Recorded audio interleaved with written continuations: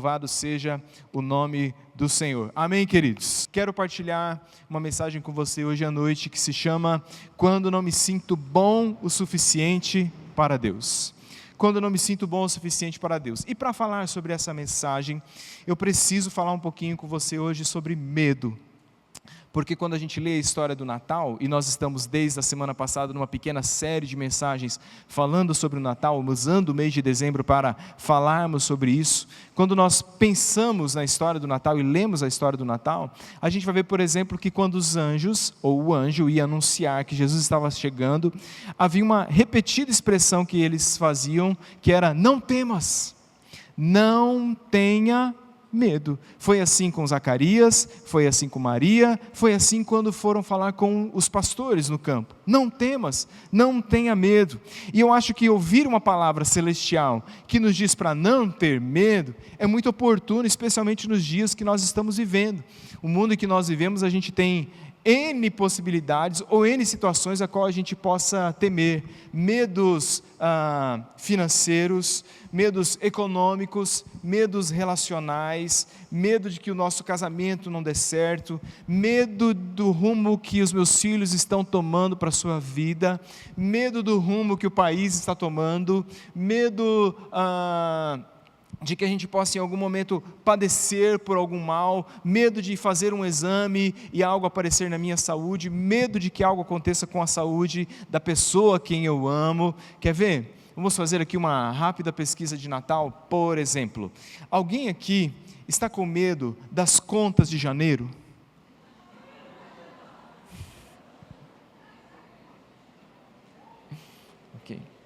Você que é adulto sabe do que eu estou falando, não é isso? Aliás, tem uma historinha, uma charge maravilhosa que eu li esses dias, que ele fala assim: quando eu era pequeno eu tinha medo do escuro, depois que eu cresci e passei a pagar as contas eu tenho medo da luz.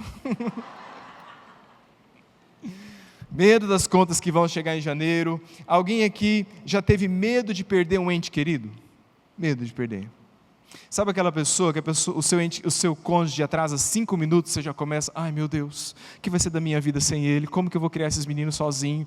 O pior já passa pela cabeça: o que vai ser da minha história? Ai Senhor, como que vai? Gente que tem medo de perder as pessoas que amam, gente que tem medo de quebrar. Alguém aqui já teve medo de ficar sem dinheiro, de quebrar? De Senhor, acho que dessa vez eu vou quebrar, acho que dessa vez eu vou decretar falência. Medo de voar, ok? Medo de altura.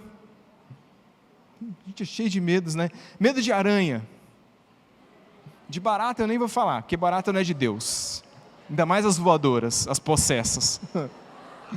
A barata fica possessa, ela sai voando, não é assim? Aí não dá. Tem medo de agulha. Sei lá, a gente está vendo uma coisa que não tinha na minha infância, hoje está na moda: medo de palhaço, né? As pessoas têm medo de palhaço. Depois de It, a coisa, não é? Depois do filme, isso é cientificamente comprovado, chama-se courofobia, medo de palhaço, né? Medo da morte, esses medos que cercam a nossa vida. Mas eu queria falar hoje, como eu preciso falar de medo com você, eu queria falar de um medo que às vezes ele não está tão aparente, um medo que está por baixo da superfície, um medo que está no lugar em que nem sempre a gente pensa sobre ele, a não ser quando a gente se depara com a finitude da vida, ou com um grave problema que possa pôr o fim da nossa vida, que é o medo de não saber onde eu realmente estou em Deus.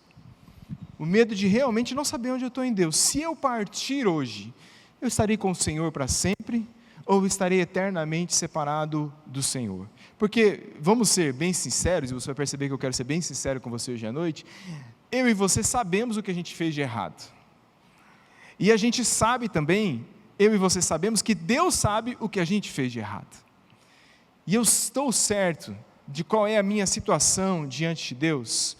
E eu queria hoje partilhar com você um texto que eu espero de coração que fortaleça a sua fé, que renove a sua fé. É o texto que os anjos vão anunciar aos pastores a notícia do Natal. E quando eles vão anunciar a notícia do Natal aos pastores, eles começam exatamente dizendo isso, dizendo: não temam, não tenham medo. E a palavra do Senhor vai nos dizer em Lucas 2, versículos de 8 a 11, você pode abrir a Bíblia se você quiser, ou acompanhar a leitura que está sendo projetada. Lucas 2, versículos de 8 a 10, a palavra do Senhor nos diz assim: havia naquela mesma região pastores que viviam nos campos, e que guardavam o seu rebanho durante as vigílias vigílias da noite. E o anjo do Senhor desceu aonde eles estavam, e a glória do Senhor brilhou ao redor deles, e ficaram tomados de grande temor, de grande medo. Versículo de número 10, a palavra do Senhor vai nos dizer assim: e o anjo, porém, lhes disse: não temam, não tenham medo, eis que vos trago boa nova de grande alegria, que será para todo o povo. É que hoje vos nasceu na cidade de Davi o Salvador, que é Cristo o Senhor. Não tenha medo, eu tenho uma excelente notícia para você: um Salvador nasceu. Não tenha medo, um Salvador nasceu. Quando eu olho isso e eu vejo essa excelente notícia, eu queria responder duas perguntas para você hoje à noite. Primeiro, se um Salvador nasceu, do que nós estamos sendo salvos? Segundo, por que é que Deus deu a notícia para pastores que estavam no campo? Porque se eu fosse Deus, do alto da minha presunção, se eu fosse Deus e eu fosse anunciar que o Salvador do mundo está chegando, eu muito provavelmente faria isso num lugar mais religioso. Faria isso num lugar onde houvessem sacerdotes, escribas, fariseus, um lugar que soasse mais religioso. Eu estava pensando sobre isso ontem à tarde ainda. Ontem à tarde aconteceu a reinauguração da Catedral de Notre Dame. Eu não sei quantos viram isso, né? Catedral de Notre Dame, que fica em Paris, que é dedicado a Nossa Senhora, a Virgem Maria. Então, Notre Dame foi inaugurada em 1345. Antes que o Brasil fosse descoberto, Notre Dame já havia sido construída. Ela pegou fogo em abril de 2019, ficou 5 anos em reforma, e eles gastaram 600 milhões de euros na reconstrução da Catedral de Notre Dame. 3,6 bilhões de reais, é isso mesmo. Então, a Catedral de Notre Dame é magnífica, conhecida, a arquitetura gótica, né? Você que curte mais essa lance de história sabe que o gótico, colocar as coisas lá em cima, é para que quando você entrasse no lugar gótico, você percebesse que o céu é alto e que você é pequeno, que você se sentisse pequenino. É diferente da ideia barroca que a gente tem aqui no Brasil, que é trazer o céu para baixo. Então os tetos são menores e o céu está próximo de você. A ideia gótica não é essa, é que você entre no lugar e você se sinta pequenino diante disso. E ontem, durante essa inauguração, estavam lá muitos homens poderosos, 2 presidentes das 7 maiores economias estavam lá, o presidente dos Estados Unidos, o presidente da França, estava o arcebispo de Paris, gente importante, um dos príncipes da Inglaterra, cardeais, ali todo um contexto religioso, e nos dias de Jesus havia um lugar assim também, havia um lugar de representação religiosa para o mundo, que era o Templo de Jerusalém. Lá você tinha sacerdotes, lá você tinha sumo sacerdote, lá você tinha levita, coro, música, talvez não como o órgão da Catedral de Notre Dame, que tem 13 metros, 8.000 tubos, um negócio magnífico, mas você tinha uma imponência religiosa. E a pergunta é, por que é que Deus não foi fazer o seu anúncio nesse lugar? Por que o anjo do Senhor vai anunciar que o Salvador do mundo nasceu, vai anunciar a pastores, gente que está no campo, especialmente quando a gente pensa, ou quando a gente descobre, o que as pessoas pensavam sobre os pastores naquela época, porque se a gente estuda um pouquinho, você vai ver que os pastores, eles estão no nível mais baixo da sociedade. Pastor não é uma profissão de luxo, eles são pessoas que são repugnadas por serem pastores de ovelhas. Você diz, mas espera aí, pastor, eles são pastores, eles trabalham com ovelha é um bicho tão bonitinho, faz bem, não é assim? Por que eles vão ser repugnados? Então, a gente precisa voltar um pouquinho na história. A cultura do povo judeu sempre foi uma cultura de rebanho. Na época dos patriarcas, o pastor tinha esse status, né? Tanto que haviam pastores que prosperavam mesmo, dentre eles Abraão. Mas quando a fome chega, José chama os seus irmãos e seu pai para ir para dentro do Egito, vai ter um choque de cultura, porque os egípcios, eles não são de pastores de rebanho, eles são agrícolas, eles são da plantação. Tanto que você lê em Gênesis 46, 39, que os pastores eram abominação para os egípcios. Está na Bíblia. Então quando eles chegam, José fala, não morem aqui, morem na terra de Gozém, mais afastada, porque você chega com um monte de cabra, num lugar que tem um monte de planta, o que vai acontecer? vão acabar com a plantação. Então, para os egípcios, aquele povo que criava aquele rebanho, eles eram malditos. Então, o que acontece? Vai começar a ter essa separação entre o lugar povoado, o lugar desenvolvido e quem cuida de pastor, e quem cuida de ovelha. Pastor, cuidar de ovelha é coisa de gente rude, é coisa de gente isolada, é coisa de gente bronca, troncha, é coisa de gente que não é desenvolvido, que não é culturalmente elevado. E esse gap vai evoluindo conforme a história vai passando e vai criando então essa cultura de que os pastores são pessoas, não são tão desenvolvidos, eles são mais truculentos, eles são pessoas ignorantes, são pessoas rudes. O John Stott vai dizendo nos seus comentários, ele chega a dizer que pastores não gozavam de boa reputação em Israel e eram vistas como pessoas desonestas e poucos confiáveis. Então nós não estamos falando de gente que era admirada, nós estamos falando de pessoas que tinham reputação duvidável. E essas pessoas, esses pastores, eram esses que não se sentiam bons o suficientes para Deus. Esses pastores eram desses que, lá no fundo do seu coração, achavam e se percebiam como distantes de Deus. Então você faz ideia do quão chocados aqueles pastores ficaram, quando de repente um anjo vem do céu, para anunciar para pastores, que o Salvador do mundo nasceu aqui. Tem certeza que é para nós que esse anúncio vai ser feito? Então quando a gente olha, por que é que eles não se sentiam bons o suficiente? O que estava no coração deles que talvez os colocasse afastados de Deus? Talvez haja um espelho nessa história entre eu e você e eles, algo dos quais a gente também possa se identificar. Primeiro que aqueles pastores, eles se sentiam indignos. Eles não se sentiam dignos de receber o amor de Deus, nem dignos da bondade de Deus, e muito disso era por causa da natureza do seu trabalho. O lugar onde eles trabalhavam denunciava isso. Tem um livro, ele só tem em inglês, que é o Behold the Lamb of God, do Hans Ramsey. Ele faz uma pesquisa sobre isso, sobre os pastores, e ele fala algo assim, ele sintetiza dessa maneira, só para a gente entender de quem nós estamos falando. Ele diz: o trabalho deles consistia em cuidar de animais que seriam sacrificados para expiar os pecados do povo. No entanto, pelo fato deles manusearem essas criaturas impuras, eles mesmos não eram puros, e assim eram impedidos de cumprir a lei cerimonial. E pelo fato de serem impuros, eles eram muitas vezes considerados pessoas que não eram dignas de confiança, irreligiosos e com má reputação. É assim que eles se sentiam. Nós não somos dignos. Gente que não podia cumprir toda a cerimônia da lei direito, porque o trabalho que eles tinham os impedia disso. Deixa eu resumir isso para você da seguinte forma: se você fosse um pastor de ovelha, você não era muito bem-vindo no templo. Se você fosse, também não podia ficar muito. Não era o tipo de gente que a religião estava aberta para dizer: sejam bem-vindos, que bom que vocês estão aqui. Eles se sentiam sujos diante de Deus. Deixa eu te perguntar uma coisa hoje à noite: você já se sentiu sujo diante de Deus alguma vez na sua vida? Você já se colocou debaixo de um banho quente e pegou o sabão e se esfregou até não poder mais? Tamanho o sentimento de sujeira que você tinha dentro de você? Já se sentiu sujo ou indigno alguma vez na sua vida? Deixa eu abrir o confessionário para vocês, só para a palavra não ficar distante demais. Eu também já fiz coisas na vida das quais eu me senti sujo. Vou contar uma história só. Eu tinha 13 anos, quando eu tinha uns 13 anos, 12 ou 13 anos, eu fiquei viciadinho em fliperama. O pessoal que é mais antigo sabe o que é isso. Fliperama. Raro era o menino que na minha época tinha um videogame em casa, né? Eu não tive, nunca tive, né? Ok, nunca tive videogame em casa, e eu fui ficando viciadinho em fliperama, mas minha família não gostava, então eu catava o dinheiro, se vocês entendem, né? Catava o dinheiro, especialmente as moedas, porque naquela época se usava moeda. Sim, moedas já valeram alguma coisa, tá? É verdade, certo?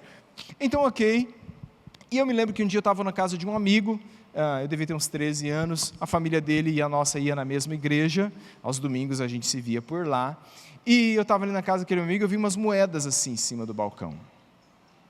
E aí, quando eles deram as costas, eu captei aquelas moedas, coloquei no bolso, falei assim: eu preciso ir embora mais cedo e tal. Fui lá, joguei meu fliperama e depois fui para casa.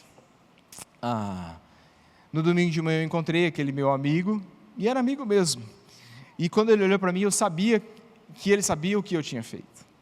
E quando a gente se cruzou assim no corredor, ele disse assim: ô Christian, como é que você pôde fazer uma coisa dessa?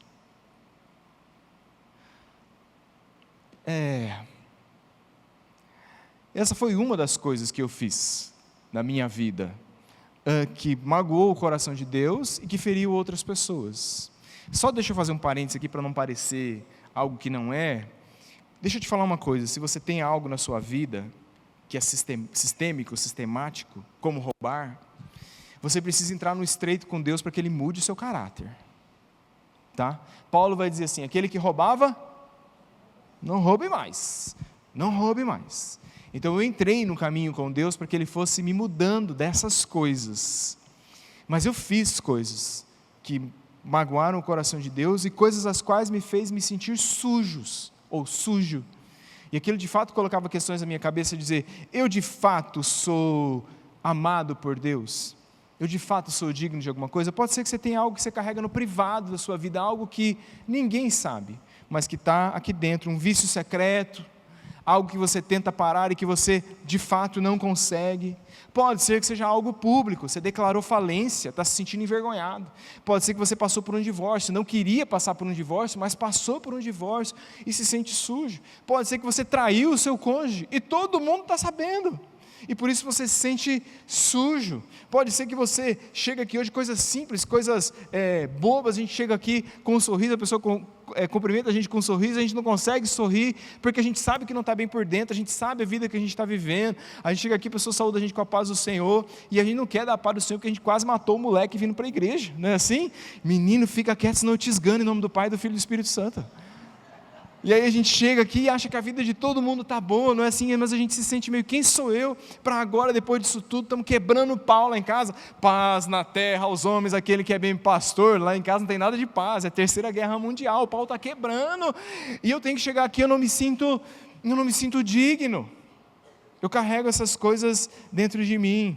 Então eles se sentiam indignos, eles se sentiam inadequados, eles diziam, nós não somos bons o suficiente. Por quê? Porque eles não tiveram a melhor educação, eles não foram para a escola dos rabinos da época, eles não foram talmidim, eles não foram alunos de um rabino, não se tornaram rabinos, eles não tinham o melhor trabalho. Trabalhar, ser pastor de ovelhas, era o tipo de trabalho que ninguém ia fazer. Lembra quando Samuel vai na casa de Jessé, e aí ele manda passar os filhos tudo, mas tem um filho que está esquecido, o que aquele menino esquecido está fazendo? Pastoreando ovelhas. Nós temos mais um filho, cadê ele? Está cuidando das ovelhas, chama. Não era ofício nobre, era ofício de, quem que é o final da fila? Manda ele cuidar das ovelhas. Não era um trabalho desejado por ninguém, eles eram indignos porque não eram considerados pessoas de confiança. Quem que são esses broncos aí? Alguns estudiosos vão dizer que, por vezes, os pastores nem sequer podiam testemunhar no tribunal. Eles não podiam ser testemunha de um processo legal, fosse ele qual fosse, porque eles não eram tão dignos de confiança, eles não tinham dificuldade de vender as suas propriedades, porque as pessoas não sabiam se o negócio ia ser legal de fato, eles eram incrivelmente inadequados, eles estavam no degrau mais baixo do degrau mais baixo. Alguns relatos de alguns estudiosos dizem que se você cruzasse com um pastor nas ruas de uma cidade, provavelmente as pessoas mudariam de lado, porque não queriam estar perto de um pastor de ovelha. Talvez fosse porque eles não cheiravam bem também, vai saber. Mas são os relatos que estão. Talvez você também se sente inadequado quando você começa a se comparar com aquilo que outras pessoas são ou com aquilo que outras pessoas têm. Eu digo que um dos maiores males nossos que a gente tem hoje é que a gente tem muita facilidade hoje de se comparar com outros. A gente abre a nossa rede social e todo mundo está mais feliz que a gente, sim ou não? Sim ou não, gente? Todo mundo é mais feliz que a gente, todo mundo viaja mais que a gente, todo mundo tem um casamento melhor que a gente, todo mundo come melhor que a gente, tudo é melhor, não é? Se o cara está viajando, drinks, coquetéis, cruzeiros, e eu comendo miojo, vendo a Globo, sei lá, né? Então você fala, cara, que vida é essa que eu tenho? A vida de todo mundo é um sonho, desculpa a palavra, minha vida é uma droga. E a gente tem a gente vai se comparando, tem gente que se compara até o tanto de cabelo que um tem que o outro tem. Fulano está mais cabeludo que eu. Esse dia eu encontrei um irmão aqui na igreja e falou assim, pastor, não é que eu não tenho cabelo, eu tenho cabelo, ele só está no lugar errado, está na orelha, no nariz, no peito, nas costas, na cabeça eu não tenho, mas eu tenho cabelo. Falei, ok, é uma perspectiva boa de se viver, né? Segue na fé, varão, vai assim. Você se sente inadequado às vezes, talvez seja um tipo de indignidade espiritual, de dizer assim, pô, pastor, eu sou crente, mas eu não leio a Bíblia. Eu sou crente, mas eu não sei nem orar em público. Lá no PGM se pede para orar, não sai. Nessa altura do campeonato eu já devia estar em outro degrau. eu já devia ter mais maturidade na minha vida. E eles também se sentiam não amados. Por quê? Porque eles eram rejeitados e absolutamente evitados pelas pessoas. Eles não eram bem-vindos no templo, eles não eram bem-vindos no mercado público, eles não eram desejados nas reuniões sociais, os encontros sociais, ninguém vibrava quando o pastor chegava. Era aquele cara que quando a família fazia a lista da ceia de Natal, falava assim, não chama fulano. Fulano não. Ele não era desejado. Nenhum pai tinha por sonho da vida de que a filha se casasse com um pastor de ovelhas. Que alegria, minha filha deu tão certo, casou com um pastor de ovelhas. Não era o partido preferido das pessoas. Então essa rejeição talvez fizesse com que eles pensassem, nós de fato somos amados. Eu costumo dizer que o Natal ele é tipo de uma lupa. Eu observo isso no comportamento das pessoas. Eu vejo que as pessoas que são felizes, no Natal elas ficam mais felizes. Ela fica mais eufórica. Mas quem é meio down também, no Natal ele fica... Já viu isso? Parece que o Natal é uma lupa assim, maximiza a nossa alegria, mas também parece que maximiza a nossa tristeza. Talvez seja por isso, porque a gente começa a ver essas cenas desses anúncios eufóricos, e coro de anjo, e alegria, e paz na terra aos homens, aquele que é bem, mas por dentro às vezes a gente está um caco, por dentro a gente perdeu o casamento, por dentro eu sou mãe solo. Por dentro eu estou tendo que enfrentar dificuldades que eu nunca achei que eu ia enfrentar. Por dentro, ao invés de comprar o presente que meu filho quer, eu tenho que dizer, filho, esse ano não tem presente, nós erramos financeiramente, ou o salário não está dando, a gente está cansado, às vezes a gente está sofrendo, está carregando um fardo que a gente não gostaria de carregar, e as pessoas estão nos evitando por causa disso. Ok, é Natal, e eu tenho uma boa notícia para te dar hoje. Amém, irmãos? Porque quando os anjos chegam, eles dizem assim, não temam, porque eles estavam com medo. Eu tenho uma boa notícia para vocês. Quem aqui gosta de boa notícia? Eu gosto de boa notícia. Às vezes a Flávia fala, eu tenho duas notícias, me dá só a boa, a ruim guarda para você. Você fica com ela aí, resolve sua vida. Boas notícias, e a boa notícia é o seguinte, um Salvador nasceu. E se esse Salvador de fato entrou na minha vida, e se eu reconhecer o seu amor pela minha vida, eu nunca mais serei o mesmo. Eu nunca mais serei a mesma pessoa. A notícia que eu tenho para te dar ela é indescritivelmente boa, porque a notícia é de que um Salvador te amou tanto, que tomou a forma humana, nasceu numa estrebaria para te salvar. Paulo vai falar um pouquinho sobre essa notícia quando ele fala em Romanos 3, de 20 a 22, ele diz assim, visto que ninguém é justificado diante dele por obras da lei, em razão de que pela lei vem o pleno conhecimento do pecado, mas agora, sem lei, se manifestou a justiça de Deus, testemunhada pela lei e pelos profetas, justiça de Deus, mediante a fé em Jesus Cristo, para todos e sobre todos aqueles que creem. Irmãos, isso aqui é uma notícia maravilhosa. O que Paulo está dizendo para nós? Primeiro ele está dizendo assim, ninguém é justificado por obras. Então é o seguinte, ninguém consegue ser bom o suficiente para os padrões morais de Deus. Ninguém consegue se esforçar tanto que consegue cumprir toda a lei. Todos nós aqui estamos reprovados. Essa é a boa notícia. Ninguém consegue. Você pode ser melhor que o cara da direita, você pode ser melhor que o cara da esquerda, mas você não consegue, nós não conseguimos atingir o padrão moral de Deus. Essa é a notícia. Então, mas espera, então para que serve a lei? A lei serve para nos mostrar que eu e você, nós precisamos de um Salvador, que nós não conseguimos cumprir a exigência da lei. Aí se a gente para no 20, a gente fala, bem, se ninguém consegue ser justificado por obras da lei, então está todo mundo lascado. Aí chega no versículo 21 e começa com um mas, irmãos, sempre que você lê um mas na Bíblia, você tem que dar um glória a Deus, porque o mais de Deus na nossa vida é o que muda a nossa história, amém, irmãos? A gente está indo por um caminho assim, aí entra o mais de Deus, e fala, não, tem um mais, aí ele vai dizer, mas agora, sem lei, se manifestou a justiça de Deus, testemunhada pela lei e pelos profetas. Então a lei dá testemunho da justiça, testemunho de que nós precisamos de alguém que nos justifique. E como que isso funciona? Aí ele vai dizer, justiça de Deus, mediante o que, irmãos? Mediante a fé em Jesus Cristo. A boa notícia é que eu e você, se nós tivermos fé em Jesus Cristo,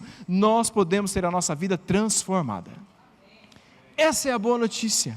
Essas boas notícias que eu quero te dar hoje são 3 também. Boas notícias para mim e para você. Primeiro, é basicamente tudo que eu falei agora com um pouquinho mais de calma. Você não é aceito por observar a lei. Isso é uma excelente notícia. Nenhum de nós, por mais que a gente se esforce, por mais que a gente ache que é bom, ainda não é o suficiente. Os fariseus tinham 613 mandamentos. Irmãos, 613. Chamava mitzvot. Eles liam toda a lei de Moisés e diziam que tinham 613 mandamentos, os quais eles tinham que cumprir. Aí, eu e você, a gente pode dizer, bom, nós temos 10 mandamentos. Eu te pergunto, como que você anda aí no seu cumprimento dos 10 mandamentos? Estamos indo bem? Aí vem Jesus, e Jesus simplifica ainda mais para nós. Ele diz, não faz assim, gente, ó, ame a Deus de todo o coração e ame o seu próximo de todo o coração. Nisso se resume a lei. Eu te pergunto, como que nós estamos indo nisso?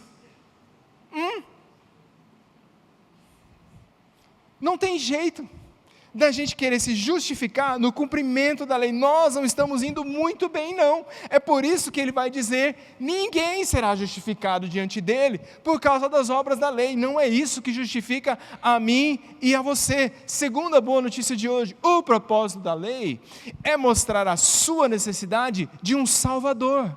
A lei é como um espelho, a lei é um diagnóstico, a lei não é um tratamento. A lei mostra que você está doente, que nós precisamos de um Salvador. Se eu não sou bom o suficiente, então eu preciso de alguém que foi bom o suficiente, e eu preciso de alguém que é bom o suficiente. É por isso que a palavra do Senhor vai nos dizer, ninguém é justificado perante Ele por obras da lei, em razão de que pela lei vem o pleno conhecimento do pecado. Então a lei me mostra isso. Ela diz, você é um pecador. E esse não é um discurso popular nos dias de hoje. Sermões em que a gente diga para a audiência que saiu de casa, tomou banho, veio cheiroso, falou, hoje eu vou ouvir uma palavra de Deus, e o pastor diz assim, você é um pecador. Não é um discurso legal de fazer. Pode não ser uma palavra popular nos dias de hoje. Não, pastor, veja bem, pecado é relativo, pecado é isso. Pode ser que a palavra não seja popular, mas eu quero dizer, pecado é a palavra que descreve a mim e a sua natureza espiritual. Nós somos pecadores, nós herdamos uma natureza pecaminosa do nosso pai Adão, e teve um que não herdou essa natureza pecaminosa. É um alerta de spoiler, é assim que eu vou terminar a mensagem. Mas eu e você temos, quer ver? Ó, rápida pesquisa. Essas dá para levantar a mão, a hora que não der para levantar a mão eu aviso. Por exemplo, alguém aqui já mentiu? Ok. Não vou perguntar hoje porque é ruim, né? Mas, certo. Ok. Então vamos lá. Alguém aqui já mentiu? Ok. Pode levantar a mão, querido. Estamos, aleluia. Se tem alguém que não está com a mão levantada,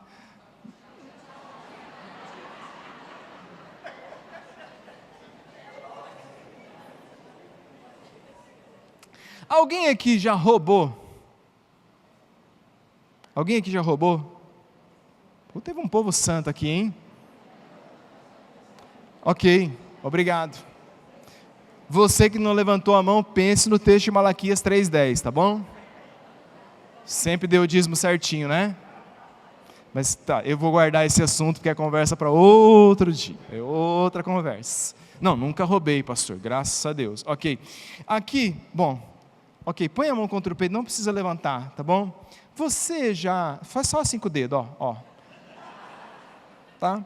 Você já desejou algo que não deveria ter desejado?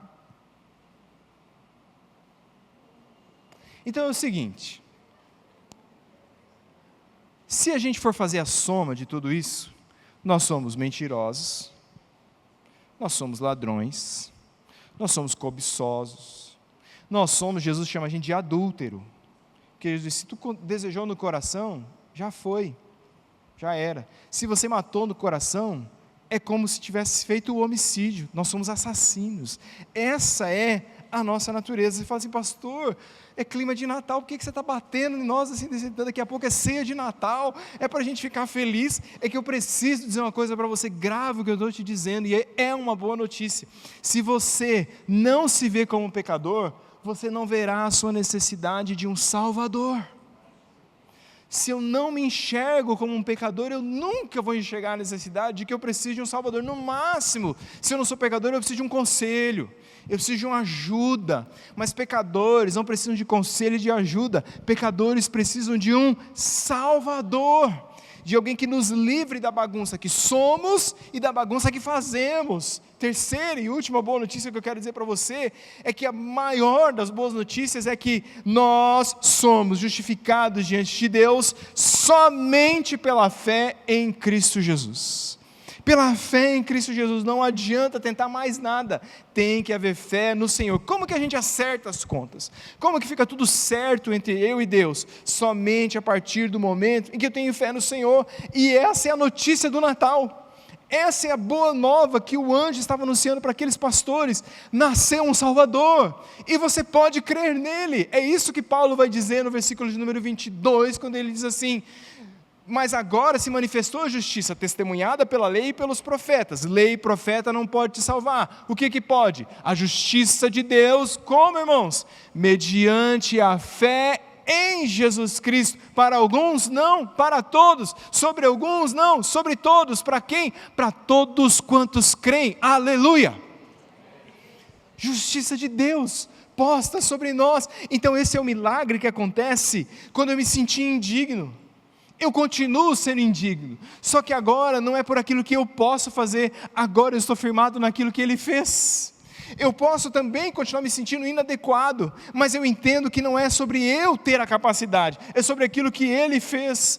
Eu venço a sina de me sentir não amado, porque não há prova de amor maior dado a nós, que Deus deu o seu único Filho para morrer no nosso lugar na cruz do Calvário, e para que nele nós pudéssemos ter vida e vida em abundância. A Bíblia diz: nisso Deus prova o seu amor para conosco, que Ele nos amou, sendo nós ainda pecadores. Nós o amamos porque Ele, aleluia, nos amou primeiro.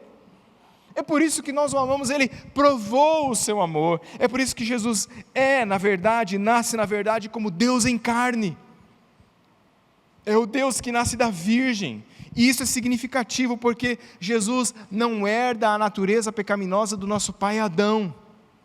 Ele nasce da natureza divina tão somente.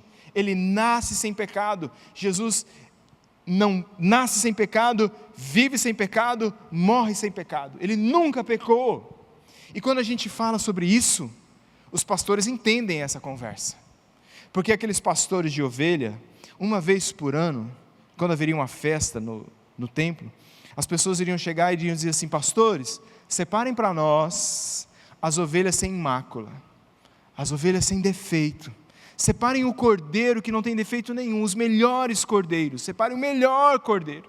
E esse cordeiro era então levado para o templo. Alguém iria adquirir aquele cordeiro, e alguém iria oferecer aquele cordeiro uma vez no ano como um sacrifício, como uma expiação pelos pecados. Aquilo era uma cobertura temporária posta sobre os pecados. Os pastores sabem dessa conversa. É por isso que João, capítulo de número 1, versículo número 29, quando João Batista está falando e Jesus aponta no meio do deserto, ele aponta para Jesus e diz assim: eis o Cordeiro de Deus que tira o pecado do mundo. Nasceu um Salvador. O que aqueles anjos estão dizendo? Eles estão dizendo assim: nunca mais o sangue de nenhum desses cordeiros vai precisar ser derramado. Ele está dizendo para os mais humildes dos mais humildes: hoje nasceu um Salvador para vocês. Nunca mais um desses cordeiros vai precisar ser sacrificado. Nunca mais o sangue vai ser derramado, porque o sangue do Cordeiro de Deus vai ser derramado de uma vez por todas. O Cordeiro de Deus que veio ao mundo por todos, inclusive para vocês. O Cordeiro de Deus que derramou o seu sangue e que nos inclui numa nova aliança. E Ele coloca ricos e pobres, altos e baixos, instruídos e indoutos, os prediletos e aqueles que não são queridos, homens e mulheres, os de perto e os de longe, os religiosos, os não religiosos, a tantos quantos crerem no seu nome, Ele lhes dará poder de serem feitos filhos de Deus. Esse é o Cordeiro de Deus. É por isso que você não precisa de religião, você precisa de Cristo. Você precisa de um relacionamento com o Senhor. E essa é uma diferença significativa. Eu tenho dito isso aqui para os irmãos, que cristianismo não é religião. Por mais que a sociologia da religião nos categorize assim, mas cristianismo não é uma religião. Cristianismo é um relacionamento, porque tem uma diferença significativa nisso tudo. Religião é sobre aquilo que eu faço. Religião é sobre meu mérito, meu esforço, eu tentar fazer, eu faço a minha novena, eu faço aquilo outro, pago meus votos e tal. Então religião está firmada naquilo que eu faço. O relacionamento não. Relacionamento é sobre o que Jesus fez. Religião é sobre mim. Não, eu sou uma pessoa religiosa. Eu consigo fazer as coisas. Relacionamento não é sobre mim, relacionamento é sobre Jesus Cristo. Religião, em última instância, ainda é sobre fazer. Você tem que fazer alguma coisa para você ser salvo. E o relacionamento com Deus não. Relacionamento é sobre ouvir a palavra que foi dita na cruz: está feito.